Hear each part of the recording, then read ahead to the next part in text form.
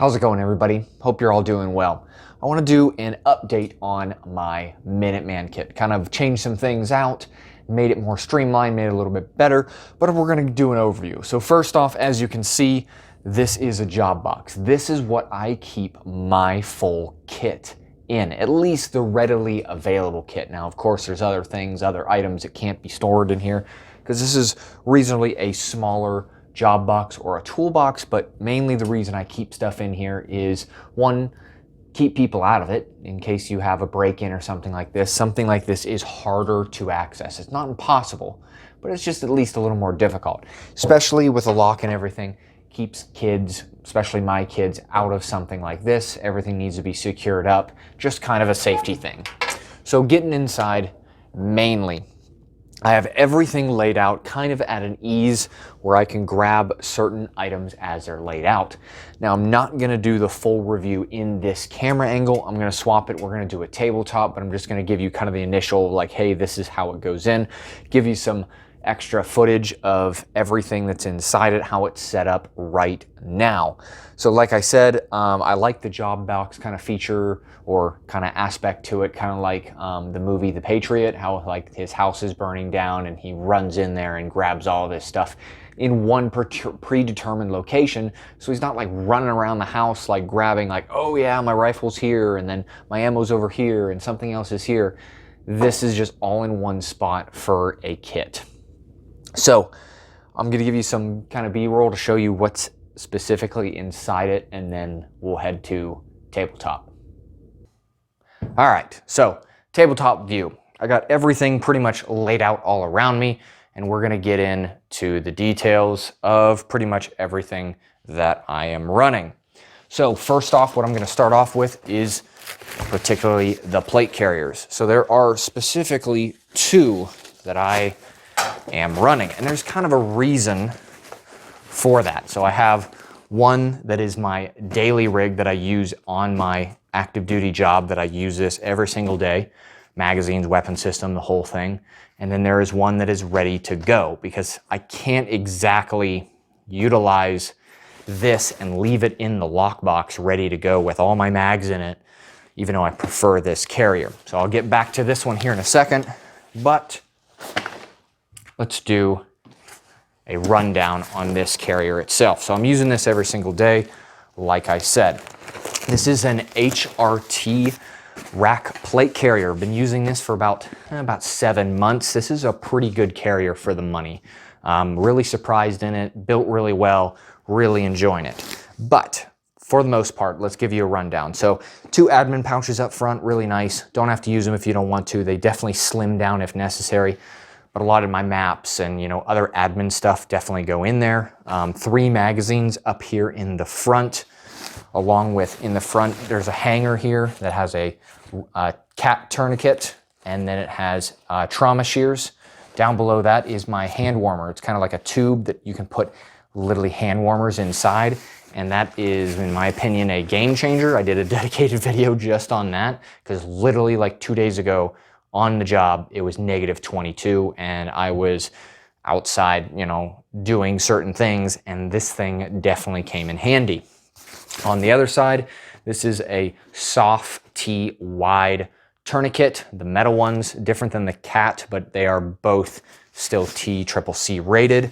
Moving over to the left-hand side, I have a spot for a less than lethal, or less than lethal is technically what it is now, ASP, along with 2 extra magazines, comms on the side as well. Here's a comms pouch, and then I also have an SE4 on the interior attached.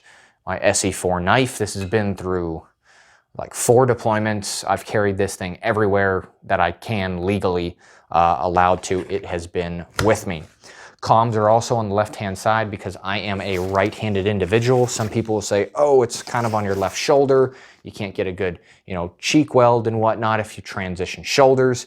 You can, it's just more of a difficult, but I find myself using comms a lot more due to the position that I'm in my job than probably a weapon system.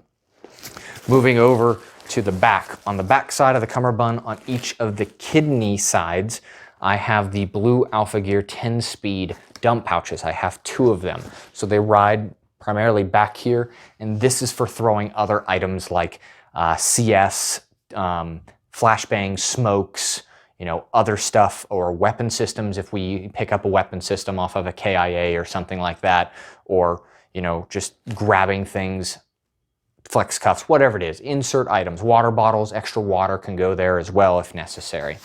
Running slick on the back, also have a carrier that attaches onto the back in case I'm doing longer range stuff. Don't really use it too much, but it is pretty nice. Do not have it in my kit at this moment. I haven't really vetted it thoroughly. Handcuffs and then medical as well. Israeli bandages in this one, clearly marked by red. If you see a red tag on something on my gear, 99% of the time that is medical based aspect. Also running level 4 plates in this, along with the Focus Research Group IFAK carrier. So like the IFAK actually slips up inside where your plates are, so you can easily get it out and ready to roll. So I really like this plate carrier. This is what I'm using at work, of course, and it works really well. Now the one that I run armed up, ready to go right now is a Mayflower APC. This is an older carrier for me. I've been using this, oh boy, this one's probably 7 years old, I would say, 7 or 8 years old. That one's probably almost less than a year. I got tons of other carriers though that I've been using differently over the years. Anyways, 3 magazines up front, 2 on the right, along with tourniquets. I got the soft T wide on the right and 1 on the left. I like having 1 on each side, mainly so my right hand can access 2 and my left hand can access them both. I don't like having 1 dedicated on the left side where if I need it and my left hand is immobile or something, now I can't get to it. So I typically run those up front for ease of access. Moving over to the left-hand side, I have a full dedicated pouch of just chem sticks, mainly because I'm using a lot. I'm looking into the Marco kit. Blue Alpha Gear makes a smaller one. Be pretty cool to get.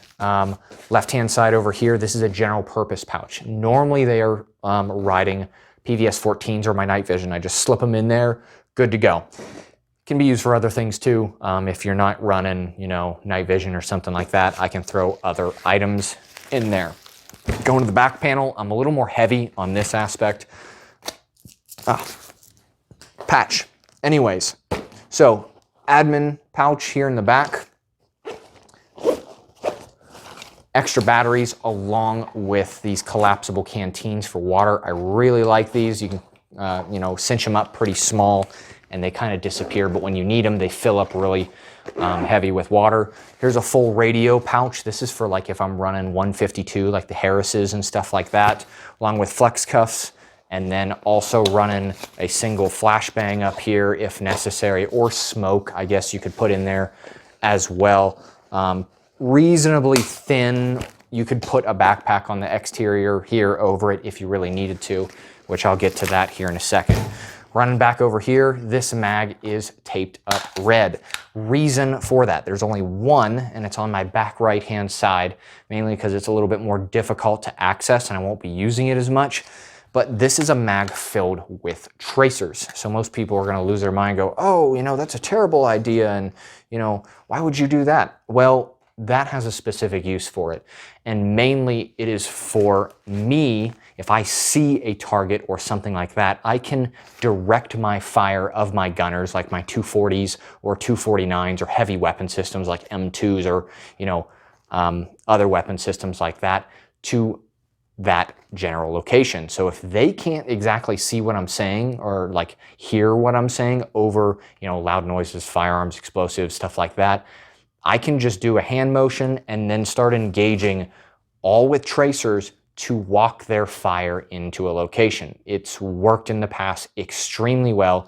Old vets out there are definitely going to be like, yep, completely did that in Iraq, completely did that in Afghanistan, mainly because it works. Is it a good magazine to run just around with because the tracers work both ways? No, it is a specific time and a place to use that. I really enjoy it. That's why I'm running it.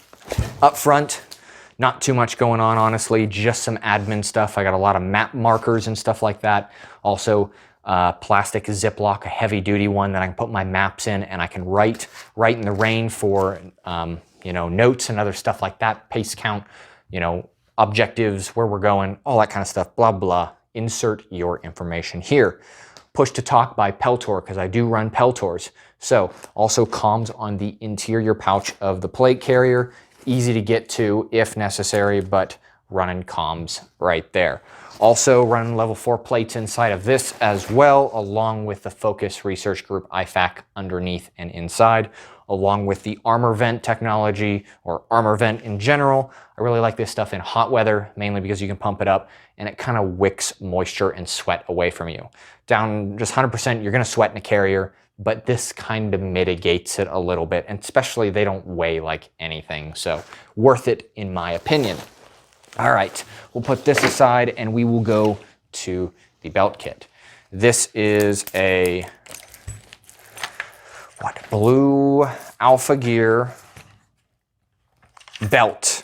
I think this is, or this is the Warrior Poet Society belt. And this is a really good belt. It has a interior belt and an exterior. This is the exterior Velcro. Your interior will wrap around inside your belt, of course, and then you snap it. I used to run the HSGI ones and eventually went to this because I think it's superior in my opinion and what I've been doing. Moving over for the left here, I have a tourniquet, one of the older ones. Probably need to replace it mainly because they do get broken down over time by sunlight. Probably that's my next step. I got to replace that out, but it's vertical here along with my magazine, extra Glock 19 magazine. 2 M4 magazines or AR-15 magazines, however you view the type, along with 2 other M9, or Glock mags, just pistol mags in general. I'm used to saying M9 because I carried it for a decade, so it's just in my verbal nomenclature for my job. Next is a dump pouch. This is a Maxpedition dump pouch. So this is a little bit heavier and different than what I said over here with the Blue Alpha Gear 10-speed dump pouches, mainly because this one's more rigid. Those ones are higher up on me and they kind of flap around really easy because they're really thin material. But when they start getting lower, I don't like them flapping into my legs. So I went with a more rigid dump pouch. Plus it's easy to cinch down to get that hole. Like once you open it up to cinch it down, you can just dump a bunch of shotgun shells in. Say if we're running shotgun, you can just literally dump them in the back, cinch it up so there's a little hole. So if you do go prone, you don't yard sale all your shotgun stuff or shotgun shells all over the place, which in my opinion is a good thing. You don't want to do that. So that's what I run. Real tiny, works out really well, rigid. That's why I chose it. Blue Alpha Gear micro trauma kit now. So this is one I put together. I just bought the sheath for it, but it can pull out on either side. Pull it this way, this way. Pretty solid IFAC, especially when you build it out yourself and have everything into it. I did a dedicated video on this. I'll probably throw in the description box below of all the stuff that I actually have into it, medical wise, that kind of stuff, but works out really like this trauma kit. Moving over, this is a T-Rex Arms sidecar holster running a Glock 19. Of course, it is empty, YouTube, don't freak out. Running a TLR1, this is an older one, I've been running this for years, it's just beat, you can see. Used to run an RMR for night vision purposes, took that off and put it on my SBR, so now I'm running dual ACOG SBR on a different rig, but it works out pretty well. QLS system, so you can take it off, so I can run my SIG M18 if I want on this, which often will swap out. Prefer the Glock 19 mainly because it's universal. Everybody pretty much runs a 19 these days. Also the strap that goes around the thigh, and mainly for drawing purposes, because I hate it when you go to draw a pistol and the holster or the belt tends to flex out. So you gotta like draw into your side. If you just get this strap, completely mitigates that and you can do a completely vertical quick draw, easy if necessary. So this is a really good belt. I've been running it for years, deployed twice with this belt, and it's still holding up extremely well. Pig Delta gloves, not the Alphas. These are the fast fits. Alphas are good, Deltas are good. I'm just running Deltas. These ones have a less lifespan because I kind of blow through them within 6 months to a year, and then they're toast after that. All right, let's move into third line gear. So, third line gear. This is an Ares Armor Combat 12 or 13, Combat 11 pack, something like that. They've since gone out of business and moved into some other Spartan or something else like this. They do not make this pack anymore, but I think another company like Tactical Tailor or some other companies, Spiritus or something, has picked up on this design, mainly because you can run 6 mags up in the front or in the back if you're wearing it for extra loadout. And that's kind of the mindset behind this, is I can get this rig, throw it on, go to wherever I need to, and then pre-stage it somewhere and just leave it, right? I don't have to wear it all the time unless I'm rucking or moving long range using land nav, but even then it's still contained and capable. So it's kind of like a supply point. Also, getting on the inside of it, going to give really brief rundown, bunch of chem sticks in here, all different types, IR, red, green, all that stuff. But I'm running a sweater in here because it's crazy cold right now, along with a Shamog, and then Gore-Tex top and bottom multicam for that wet weather environment, because you can never choose when you're going to go do, you know, goon stuff or crazy stuff out there, because it probably will be terrible raining nighttime and be a miserable time, because it's just how it always works out for me. It just sucks. So also water bladder in the back with the hose. This is good for longer range stuff. You can just dump it in, let it go. I don't prefer to use these, but it has its place. Will I always use these? No, but it works. And in certain applications, like I said, I like it. So let's pack all this stuff in there, move to the other side. Of course, you can see I have a canteen with a canteen cup. Like I said, if you're static, posted somewhere, like, hey, I need you, you're posted here for 48 hours. I need you just to oversee LPOP, watch this environment. Cool, when it's this cold, I like to have that canteen cup, because you can use the trioxane bars and actually heat up your water or make coffee. And like, you wouldn't think warming up water is a big deal, but when it's like -15 outside and you're like wrapped up in your whoopee and it really sucks and you've been there for 2 days, just literally a simple cup of hot water and maybe some coffee, definitely improvement of your day majorly, especially if you're on night watch and you're trying to stay awake and you have no caffeine. That sucks. Moving on to iPro. So this is, I normally carry tinted and clear. Mainly clear iPro is because when I'm running nighttime, or nods in general, if you're running through the woods, you're gonna get stuck in the eye with a twig and then you can't see, and that's not a good time. I don't like doing that. So I run clear iPro even at night, which some people will call like, hey, you're a nerd. I'm like, hey, I can still see. And trust me, I've been on, you know, things that people are like, oh, I got something in my eye. I'm like, yeah, should have wore iPro. There's also a life straw, or not a life straw, there's like a Berkey small filter in there too, for also filtering water just on the fly if necessary. Moving further down, in here there is a full MRE, just one of them, and then a survival kit. Now it's not stripped down. I know some people are like, you should strip down your MREs. And I'm like, yeah, but I kind of go through a lot of them. Chem stick just fell off, no big deal. I kind of go through a lot of them occasionally, so could I strip it down? Yeah, I could, just haven't got around to it. Next, this is an IFAC, or kind of that, you know, blowout kit in a way. Has a V-light attached to it. I don't even know why it's there. It should be on my helmet, which we'll get to here in a second. But this is mainly kind of that give out kit, or that trauma kit that someone can easily, you know, tear off of there, or I can use, or someone else can use to, you know, medically assist someone. I'll go over the full kit of this later on. That'll just make the video even longer. IFACs are pretty self-explanatory if you know what you're doing with them. So let's move this out of the way. Let's get down to the helmet setup. I know it's going long, but I figure some of you like these details. So this is a bump helmet. What are we on time? Not too bad. So bump helmet. This is an Ops Core bump helmet along with the 3M Peltors. These are really nice. These are comms built in with it as well. They're running kind of the old school traditional ARC, you know, rails that you can pop over your ears. They're electronic, right? Dissipates that sound, but also you can hear your comms through it. TNVC Mohawk on the back with IR strobe on top, and then also an IR chem stick if necessary on the back here, and then a whole bunch of assorted batteries inside of this thing to keep my electronics going.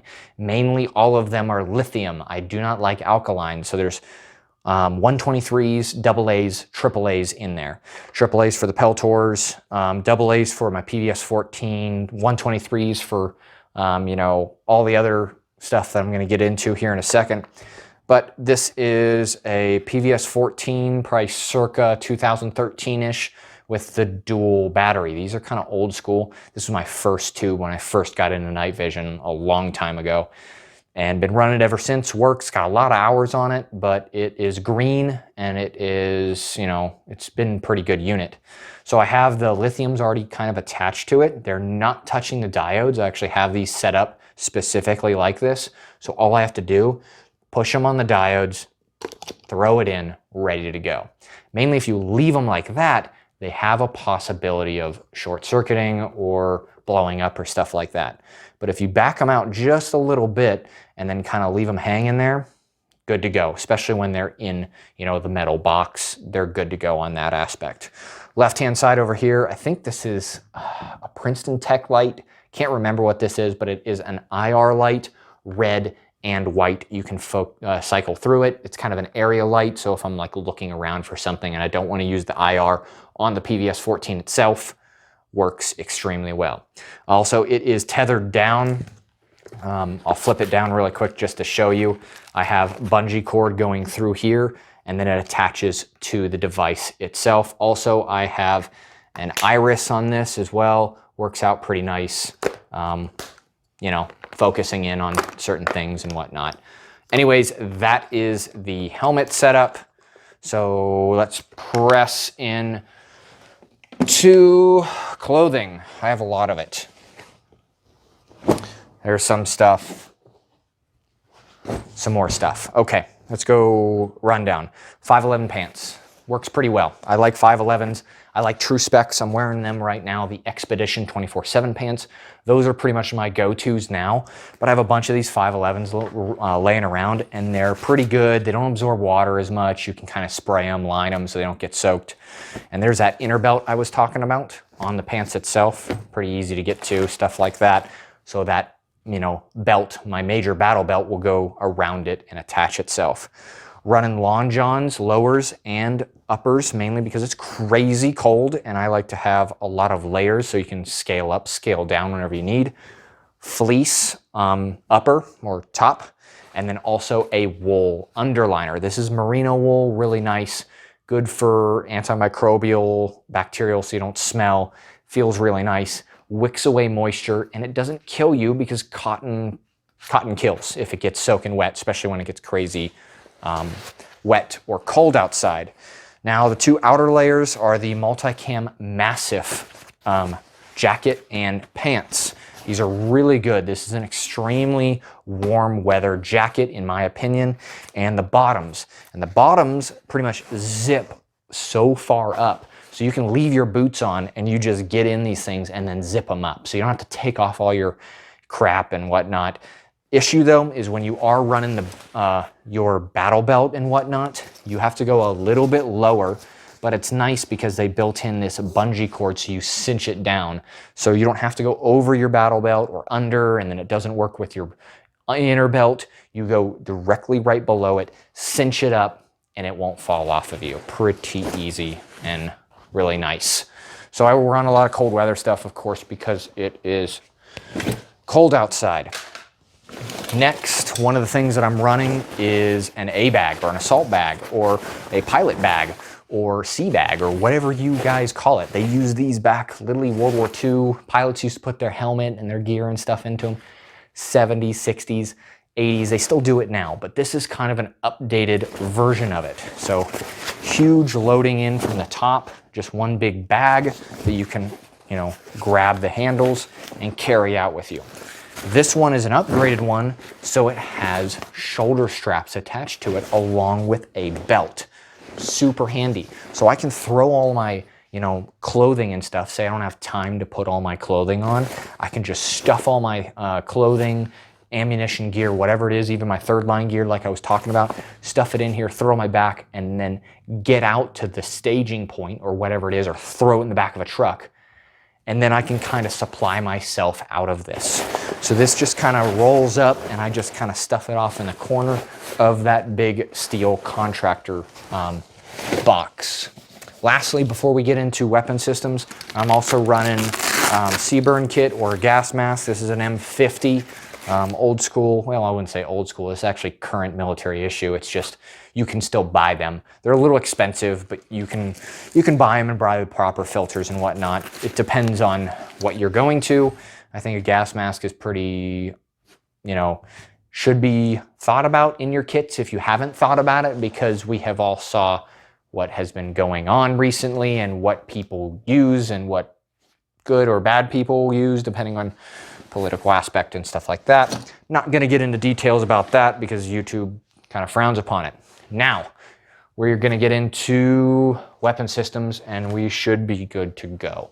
So initially on top, what you saw there was the shotgun. YouTube, don't freak out. It's not loaded, safe environment, right? I got to check that little box for all y'all. So Mossberg 590A1, also with a specific light for nighttime operations, because you want to see what you're engaging. You want to identify your target, even if it is a target. Maybe it might not be a target. As soon as you click on that light, you're like, oh, that's not a target. That's just a civilian. Perfect. You just saved a life right there. Not even firing a shot, not even doing anything like that. That's what we want, is solid identification. So this is a pretty good weapon system. Mainly I use it around home defense-based aspect, or a give-out gun of, you show up to the party, but you don't have party favors. I can go, oh, here's a party favor. Let's roll. Something easier. Most people know how to use fairly well, easy to get to. And then lastly is my primary rifle system. Now, this rifle was based off of pretty much an identical clone to the weapon system that I use active duty. Aside from the PEC 2, I'm running a PEC 15 because that's the newer modern thing. But other than that, not that big of a difference. Surefire M600 Scout Light, Trijicon ACOG with the chevron. Really enjoy it. They're expensive, but they just work. Original, clone backup sights. This is a 14.5-inch barrel with A2 extended flash hider onto it. So it's a 16.1, so ATF, it is illegal. You can transport across state lines, no legal issues when it comes to that. Also running the original Knight's Armament broomstick handle. I like it. I've been running it for years. It just works for me. Some people don't like it, so be it. Run a pressure switch dual, so you have white light up here and then IR in the bottom. And then my Vickers Blue Force Gear sling, which is outstanding. I love their slings, really good to go, and it's adjustable, and that's pretty much what I run with. So yeah, this is pretty much a Colt lower, stuff like that. Nothing too fancy with it. So that's pretty much everything of the Minuteman kit. Literally, I think I went over everything. I got so much stuff laid out here. So I hope that you got some information like this. Now, I get it. Some of this stuff is going to be really weird for some of you and be like, why is he doing that? That's stupid. Well, there's certain reasons I do things, and I may not have answered all of them. Definitely throw that in the comments section below of like questions. Why did you do it this way? More than likely, there's a reason why I did it, because, I've done it for long enough that I kind of understand some of it, and some of it maybe not. But anyways, definitely like and subscribe. I greatly appreciate it. Hopefully you got some detail out of this. I kind of went a little quick, but I think I suitably enough got all the details across and showed you everything that I'm running as a Minuteman kit, which I would recommend you getting a Minuteman kit. Granted, this is a little expensive, but there is guys out there that are running way more expensive than this. I'm talking 12K, 14K just in a night vision setup. Like one little aspect, 14 grand. Plus this whole kit did not happen overnight. I didn't just drop 25, 30 grand and just go, okay, cool, this is what I want.